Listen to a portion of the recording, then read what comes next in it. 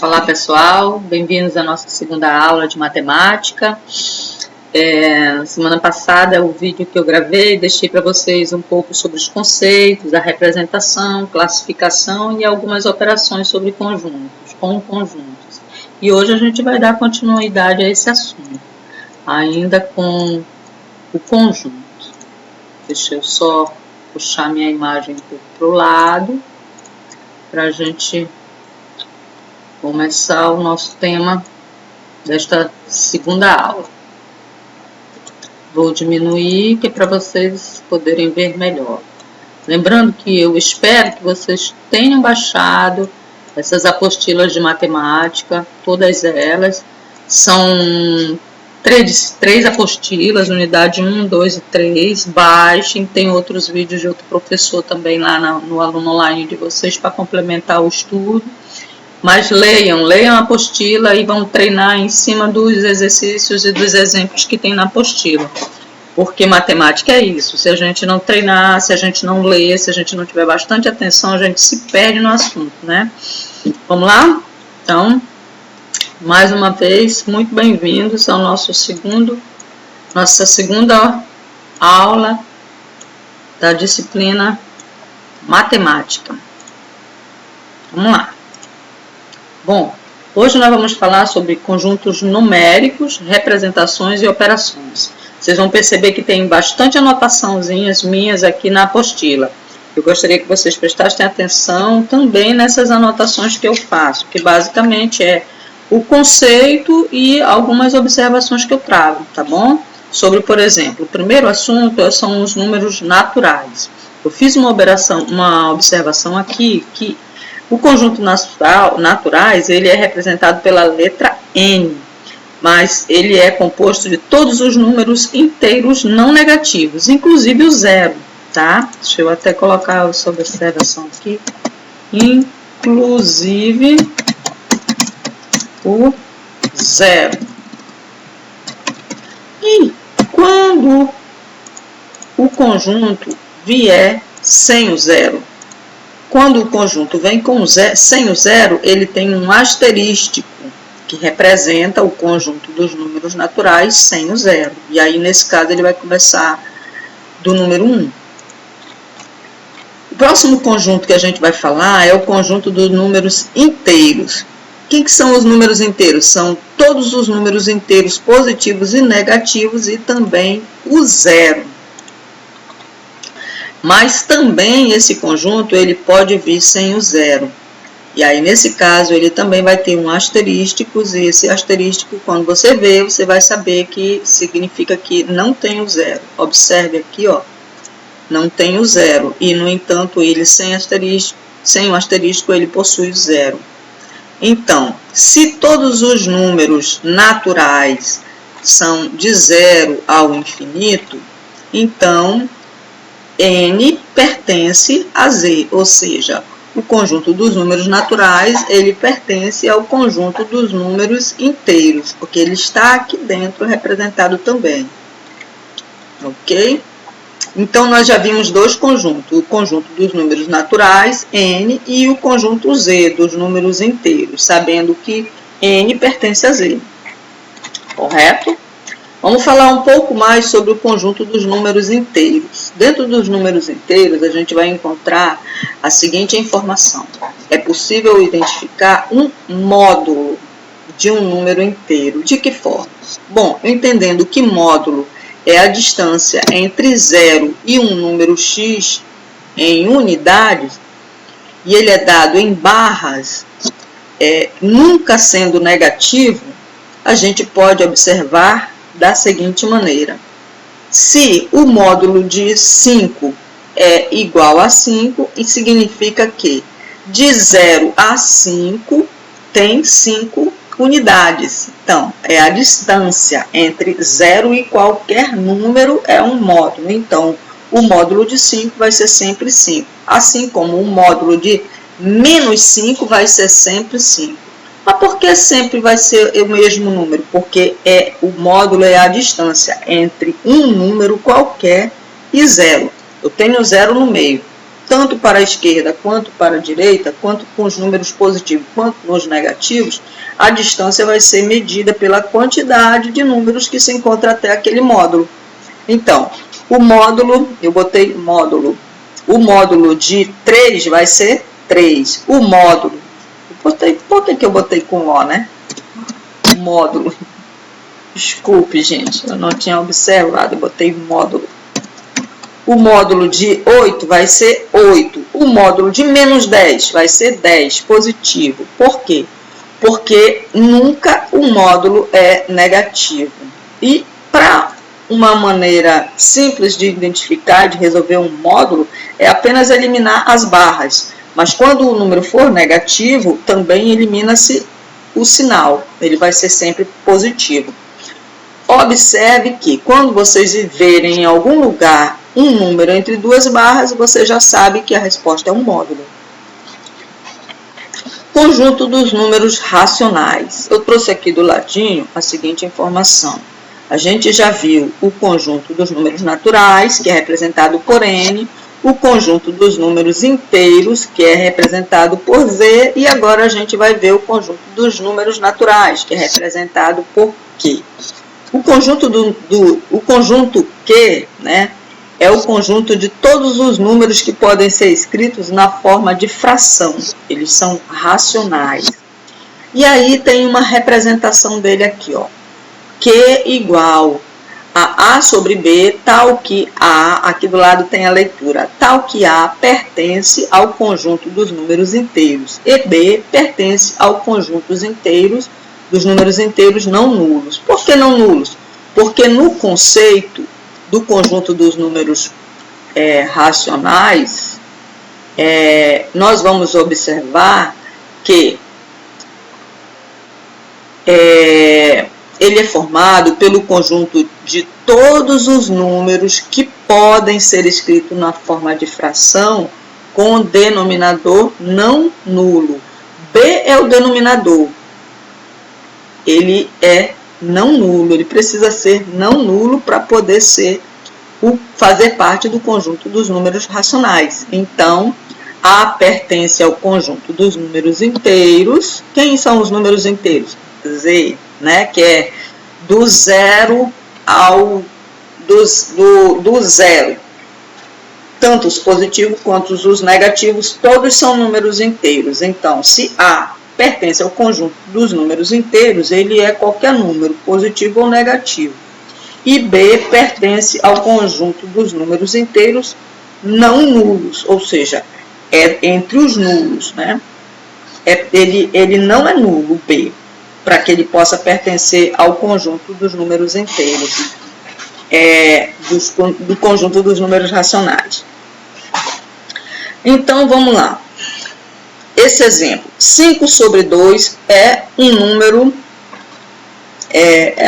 escrito na forma de fração, então ele pertence ao conjunto dos números racionais.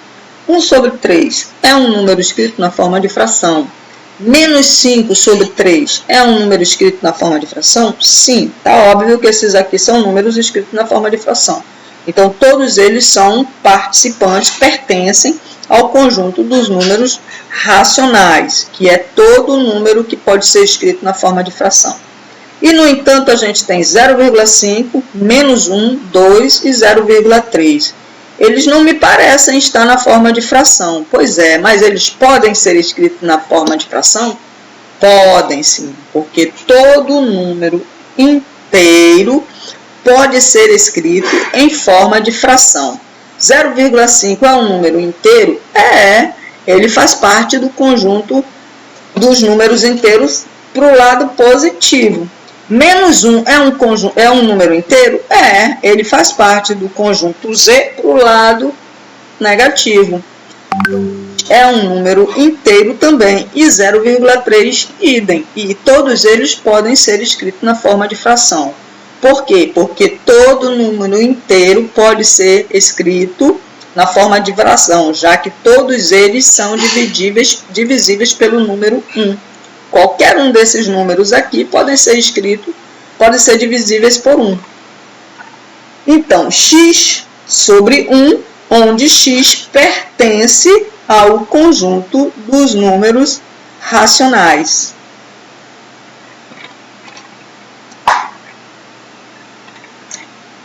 Algum exemplo de número inteiro escrito na forma de fração. Alguns exemplos de números inteiros escritos na forma de fração podem ser verificados a seguir. 5, por exemplo, é um número inteiro, né? Mas ele pode ser dividido por 1. 5 sobre 1 é 1, porque qualquer número dividido por 1 é ele mesmo, certo? E na forma de fração, você sempre vai pegar o número de cima, né? O numerador e dividir pelo seu denominador, igual aqui o A sobre B. O A pertence ao conjunto do número inteiro e B pertence ao conjunto dos números inteiros não nulos, visto que B é um denominador, né? Então, ele é não nulo. Da mesma forma, nessa situação aqui, 5 vai ser igual a 5 sobre 1, de forma que 5 é divisível por 1. E, nesse caso, a resposta é 5. Ele pode ser escrito na forma de fração. Menos 2 também pode ser escrito na forma de fração, porque menos 2 dividido para 1, ele é não nulo, né? O 1 é não nulo. E ele vai ser menos 2. E assim sucessivamente. Decimal finito. Só recordando que nós já vimos o conjunto dos números naturais, representado pela letra N, o conjunto dos números inteiros, representados pela letra Z, e vimos que o conjunto de todos os números que podem ser escritos na forma de fração são racionais, representados pela letra Q. Tem uma observação a mais que diz que todo número inteiro, né, o conjunto dos números inteiros, pertence ao conjunto dos números racionais, já que qualquer número racional pode ser descrito também na forma de fração, né, porque ele pode ser dividido por 1. Qualquer número racional pode ser dividido por 1. Decimal finito.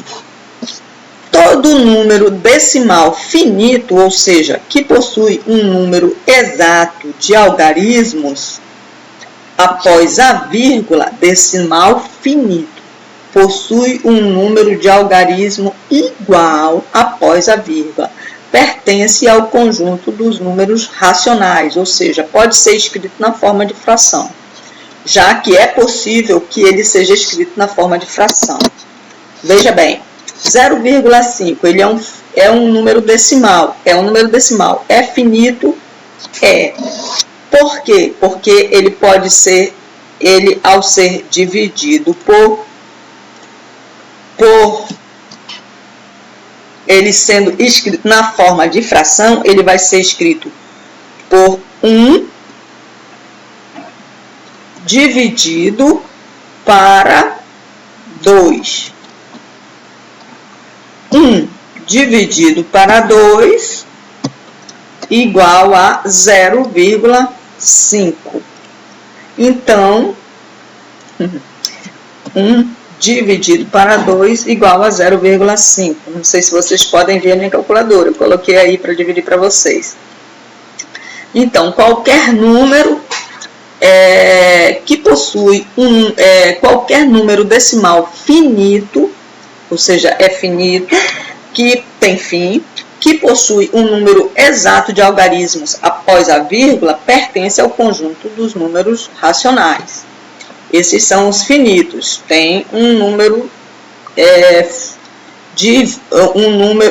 de algarismo após a vírgula, né? Exato.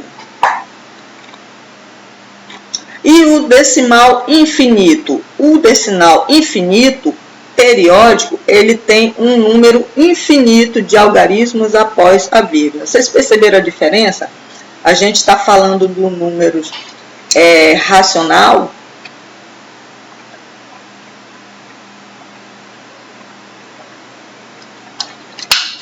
Decimal finito, que ele tem um número exato, né? Um número exato de algarismos logo depois da vírgula. Então, 0,5, 0,75 e acabou. Ele é isso e só.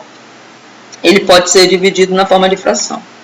Esse é o decimal finito. Mas aí a gente tem também o decimal que pode ser infinito. E nesse caso ele tem um número infinito de algarismos após a vírgula.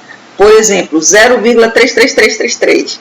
Como é isso? É 1 dividido para 3.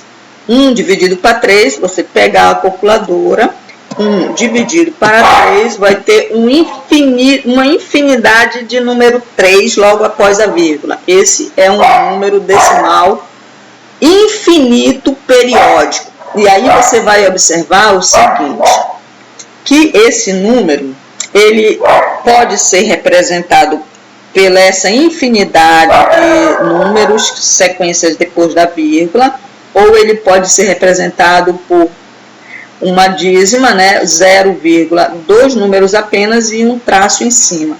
Esse traço de cima, ele representa que é um número periódico, ou seja, tem uma infinidade de repetições do mesmo número. Só para relembrar aqui do ladinho, estou trazendo para vocês sempre isso, para a gente não esquecer os conjuntos que a gente já viu. O conjunto dos números naturais, conjunto dos números inteiros, e agora a gente está falando dos números racionais. Nesse caso, racionais decimal infinito, que tem uma dízima periódica após a vírgula.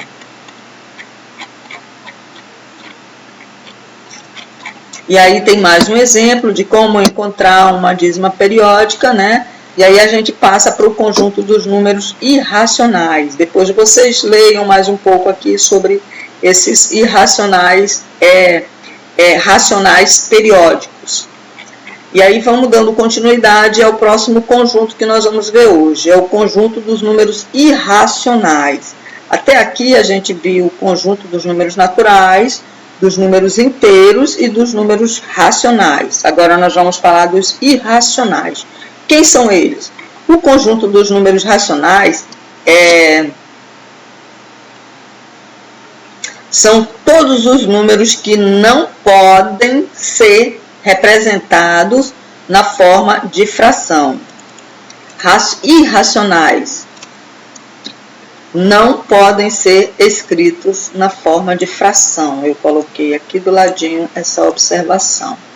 Observe que o número após a vírgula, no exemplo aqui, ele não é irracional, ele não é racional, ele não é repetido, ele não é racional, ele não é repetido, ele é infinito, né, também, mas só que são vários números sequencialmente, é 0,1, 2, 3, 4, 5, 14,0, 1, 0, 2, 0, 3, 0, 4, 0, 5.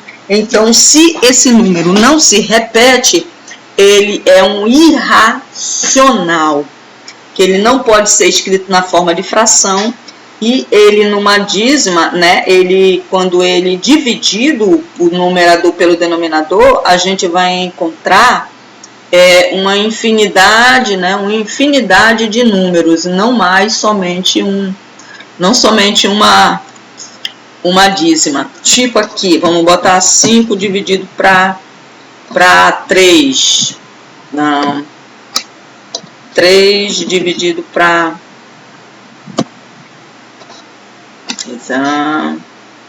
2 dividido para 15. Pronto. 2 dividido para 15. 3 dividido para 14 vai dar 0,214. Não vai dar um número exato. Vou botar aqui para vocês, ó. 2 dividido para 14. Opa. 2 dividido para 14, que vai ser igual. Não. Vou botar 3. Eu botei foi 4. Desculpa. Vou botar 3 dividido para 14. 3 dividido para 14 vai ser 0,2142. 0,2142. 85 e uma infinidade de outros números. Esse aqui é um exemplo de um número irracional. Eles não podem ser escritos na forma de fração, né? Não pode ser escrito na forma de fração, porque ele não é um número exato, não tem uma divisão exata. Então, 3 dividido para 14, ele é 0,2145, ele não é um número que possa ser transformado, simplificado numa fração, né? Não tem como simplificar isso aqui, 3 para 14, é impossível. Então, por conta disso, ele é um número irracional, né? Ele vai ser simplesmente 0,214. Nós não temos como encontrar esse número de uma forma simplificada, transformando em fração.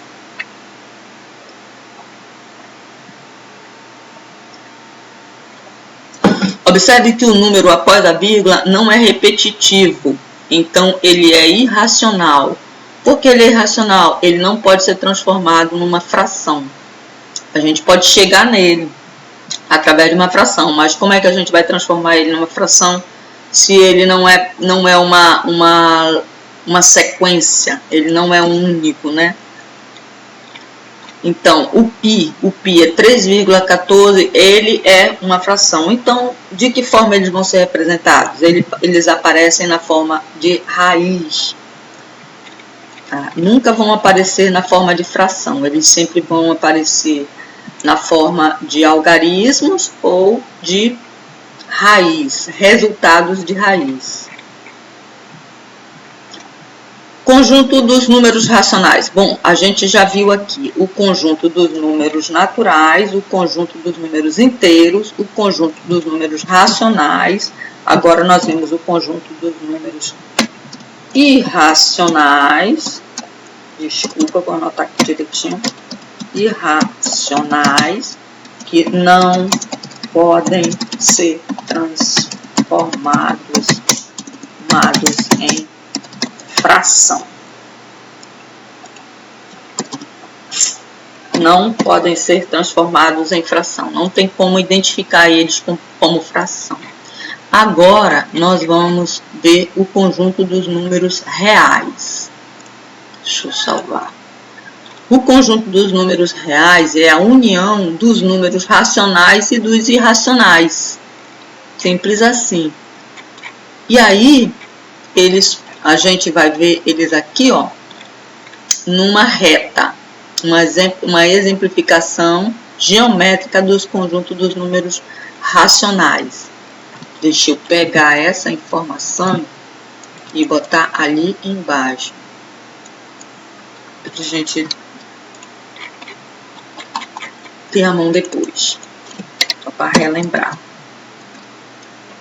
Bom, se formos colocar em um conjunto dos números racionais, reais, nós temos mais uma vez todos os números, mais os fracionados e mais as raízes, como os racionais e os irracionais também.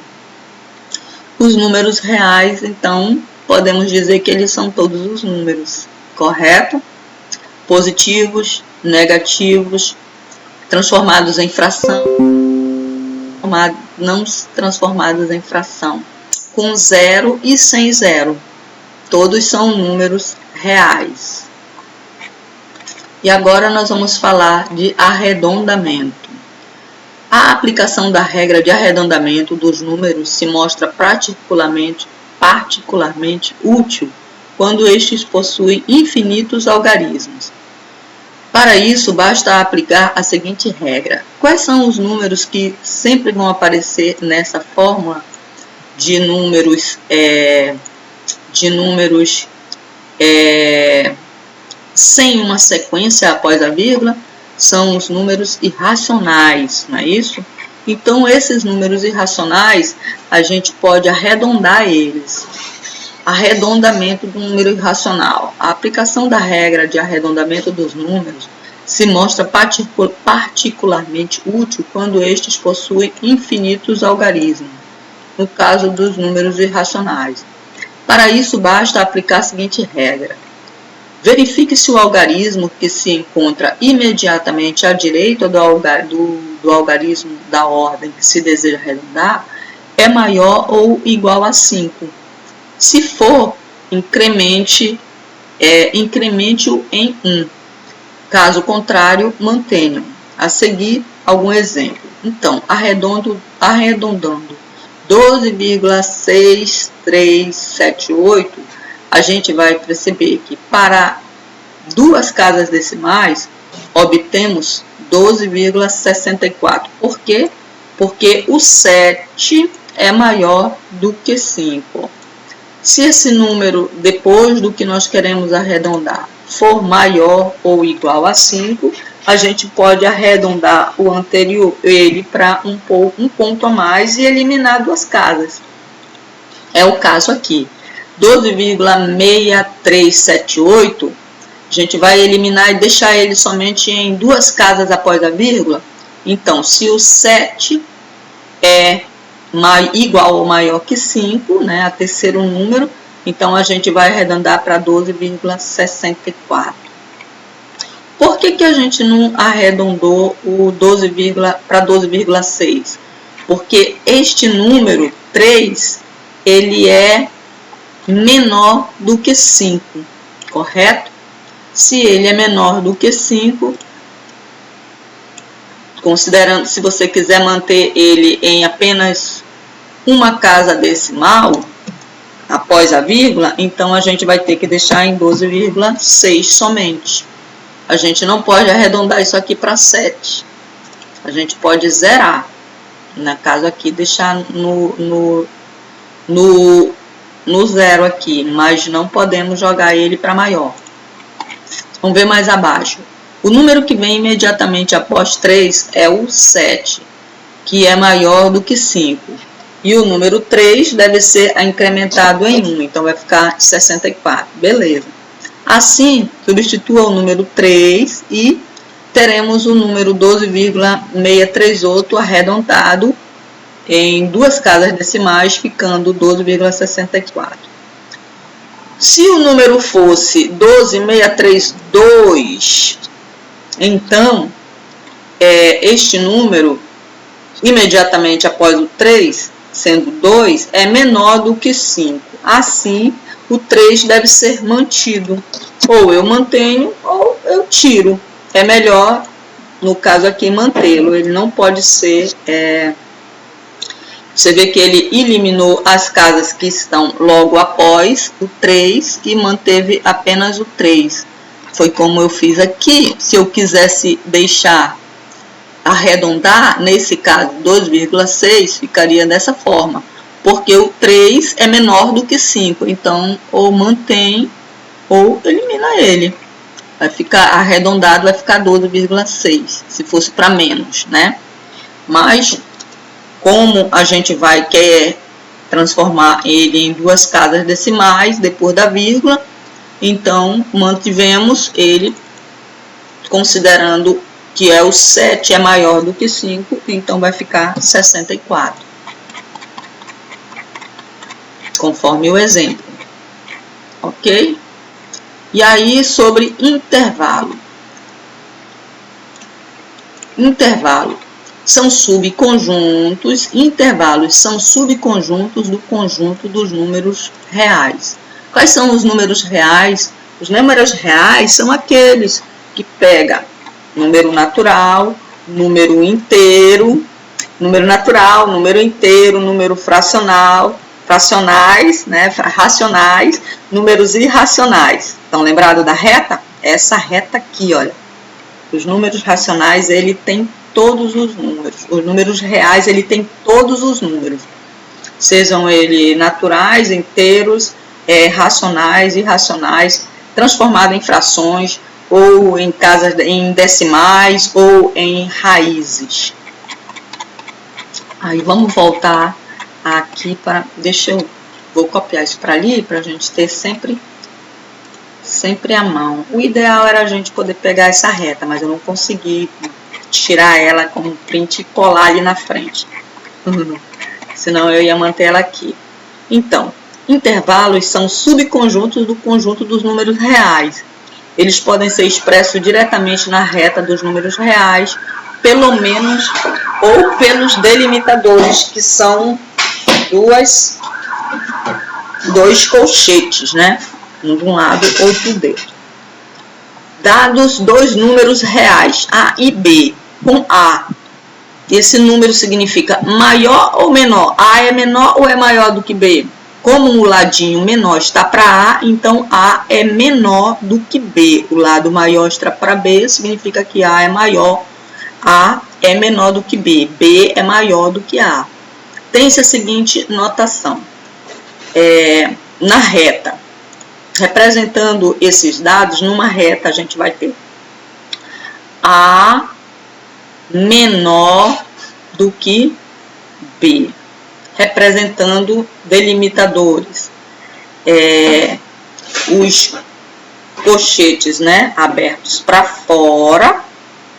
A menor é qualquer número A menor do que B, e B é qualquer número do conjunto dos números reais, se simplesmente é A menor do que B. Como é que significa? X pertence aos números reais, tal que A é menor do que X e X é menor do que B, nessa reta. A bolinha aberta indica os extremos, A e B, não pertencem ao intervalo.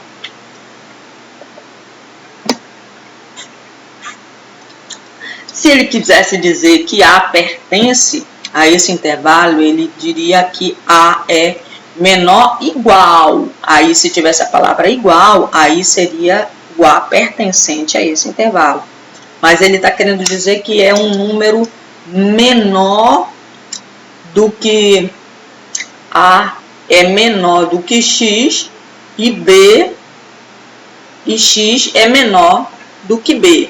É um intervalo entre A e B, sim, mas não com A e nem com B dentro. Pode ser, vamos dizer, se A for 1, então vai ser 0,99999, menos 1.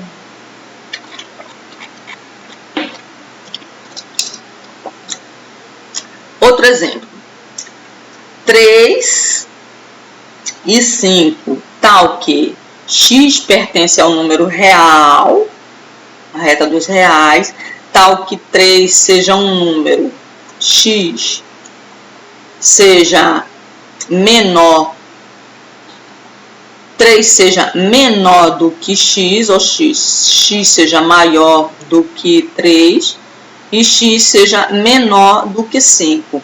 Então, é qualquer número do intervalo de 3 a 5, menos o 3 e menos o 5. Qualquer outro número do meio, pode ser 2, ou pode ser 2,99, menos o 3. Então, pode ser 2, pode ser 1, pode ser 0, pode ser... Não, me desculpa, gente, eu estou pensando em negativo. Pode ser menos o 3 e maior, né? Então, pode ser 4, tanto pode ser 3,1, quanto pode ser 4,99. Mas não pode ser o 3 puro e nem pode ser o 5 exatamente. Aqui, olha, porque eu estou pensando no negativo. Desculpa, tá? Então, lá atrás, eu falei a mesma coisa, né? Perdão, então, aqui, ó. Porque o X é um intervalo entre A e B. O X vai ser maior do que A e menor do que B. Então, pensando na reta aqui sem zero, o A pode ser um intervalo entre A, 1, qualquer número, 1, e menor, e com final 99, mas não fechado, não um número exato. A mesma coisa vai se dar aqui. 3 vai ser, o X vai ser um número maior do que 3 e menor do que 5. Então, quanto pode ser esse x? Pode ser um número entre 3,1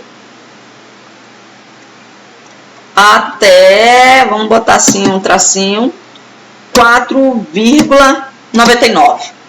Ele pode ser isso aqui. Pode ser qualquer número aqui, desse intervalo de 3,1 até 4,99. Mas ele não pode ser somente 3 e nem somente 5.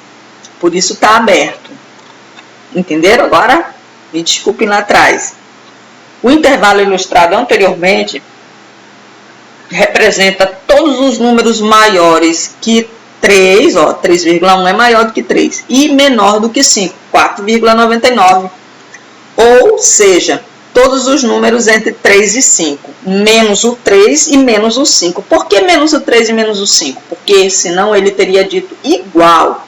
Igual a 3, x seria maior ou igual a 3 e menor ou igual a 5. Como ele não disse isso, é aberto. Tira esses dois. Essas duas extremidades saem. Intervalo fechado. Agora eu vou mostrar como é o intervalo fechado. O intervalo fechado, né, representado na reta dos reais. De A a B. Um número entre A e B. Na reta dos números reais. Bom, a representação é os colchetes abertos, né, para um lado e para o outro, tal que x pertence aos números reais, esteja nessa reta, que é aquela infinidade de números, né? Pode ser positivo, negativo, uma fração, uma razão, uma dízima periódica, pode, um número irracional, pode também, racional, irracional. Então, A e B, né, vai ser igual a x pertencente aos números reais, tal que A seja menor igual a x e x seja menor igual a b. Então, vamos pensar no x como centro da questão. O x tem que ser maior igual a A e menor igual a B. Por isso, igual. Se tiver igual, a bolinha é fechada.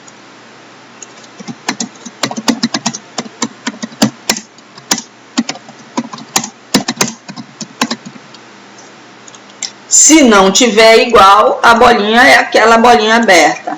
Eu vou botar aqui em cima para você lembrar. Para nós lembrarmos. Se não aparecer o símbolo de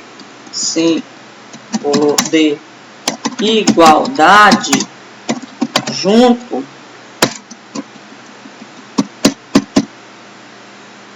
a bolinha é aberta. Aqui, essa bolinha aqui fica aberta, se não aparecer o símbolo de igualdade junto.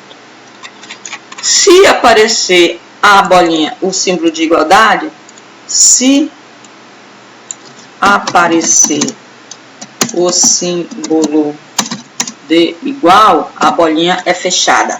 Assim ficou mais fácil? Eu creio que sim, porque eu me lembrei assim, quando eu estudava no ensino médio, eu acho, né? A gente vê isso no ensino médio. Então, se tiver a igualdade junto, e aí a bolinha vai ser fechada. Ok? Então, a bolinha fechada está aqui, ó. A bolinha fechada indica que os extremos A e B pertencem ao intervalo. Então, vai ficar como aqui? Vai ficar da seguinte maneira. Vamos lá. Vejam que agora, se os intervalos são fechados, também os colchetes na representação vão ser para dentro. Significa que é fechado. Entendeu? Isso. E porque aqui, eu acho que aqui deu um chute, né? Na verdade, isso aqui tinha que ser assim. Vou colocar aqui para vocês. Assim. Epa.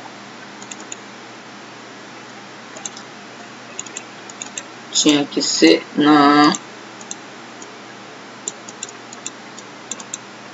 Não tô conseguindo escrever. Ah, que chato.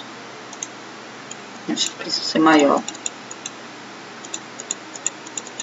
Ah, não tô conseguindo mais escrever, gente. Desculpa. Então, bora mais pra frente. Vai aparecer aqui, ó. Você percebe que os colchetes, eles são para dentro. Se o intervalo for aberto, os colchetes são para fora, tá? Colchete para fora, intervalo aberto, ó.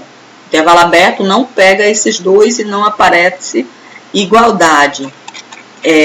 Intervalo fechado, os colchetes são para dentro e aparece junto o sinal de igualdade. Eu vou tentar escrever isso aqui, gente, que eu acho que não consigo de novo, mas eu vou tentar. Ah, tá, eu acho que eu estou botando no lugar errado. É isso aí. Se aparece os colchetes para dentro, é intervalo fechado e tem igualdade junto, certo? Deixa eu tirar isso aqui.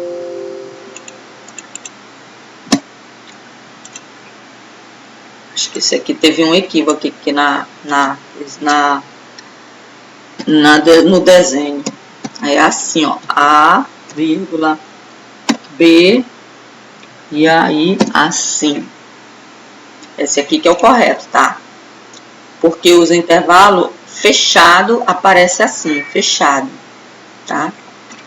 Intervalo aberto aparece para fora. Opa! Aqui os intervalos para fora aparece, intervalos abertos aparece para fora. É aberto para um lado e para o outro, né? Não entra. Mas se o intervalo contiver esses números, ele vai ficar fechado. E o colchete também fica fechado para dentro. Ok? Pronto. Aí, nesse caso, x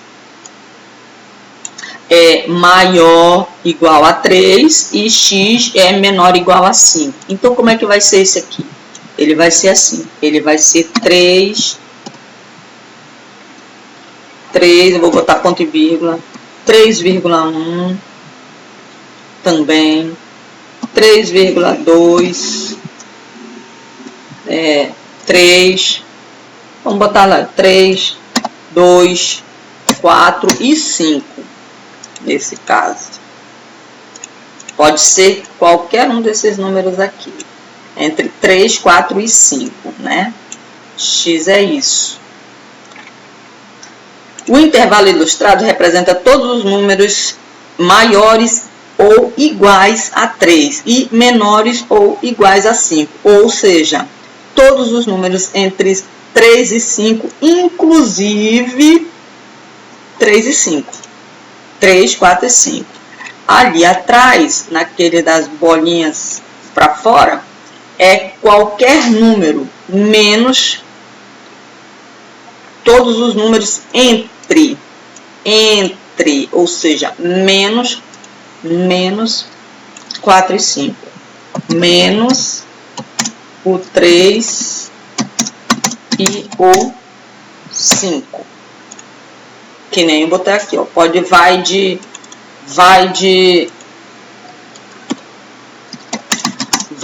3,1 até, assim ficou melhor, até 4,99. Só não vai o 3 e o 5. 3zinho, né? O 3 fechado e o 5. E o 5 inteiro. 3 inteiro e o 5 inteiro. É isso aí. Pronto. Intervalos abertos à direita. Bom, se o intervalo for aberto à direita, a bolinha só vai ser aberta à direita e a bolinha à esquerda é fechada. Então, como fica aqui nas chaves? Na chave, na representação, vai ficar o colchete, fica aberto, fechado à direita, né? Fechado à esquerda, o A, e fica aberto virado para lá é aberto. A direita, lado direito fica aberto. E observe que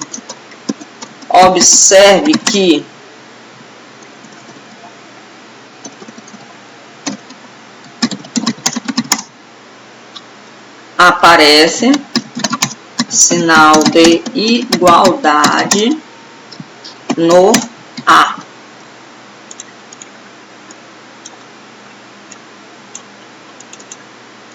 A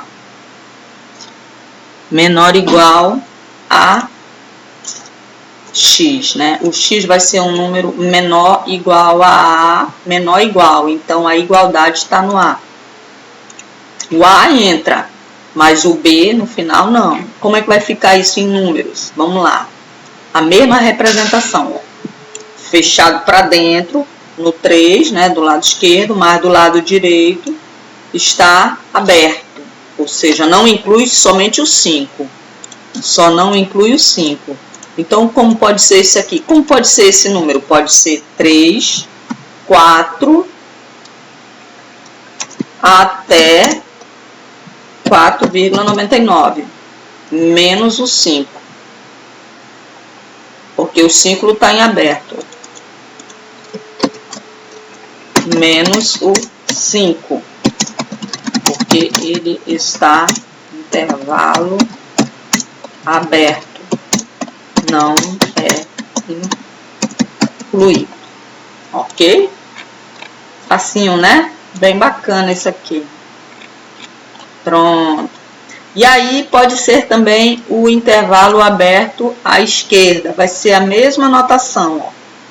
Aberto para a esquerda, então a chave fica para fora, ali, o colchete fica para fora ali no 3, né, na esquerda, e fechado na direita. Como é que vai se dar essa situação? Aqui nesse caso, vai ser um número entre 3,1 até 5, menos o 3, porque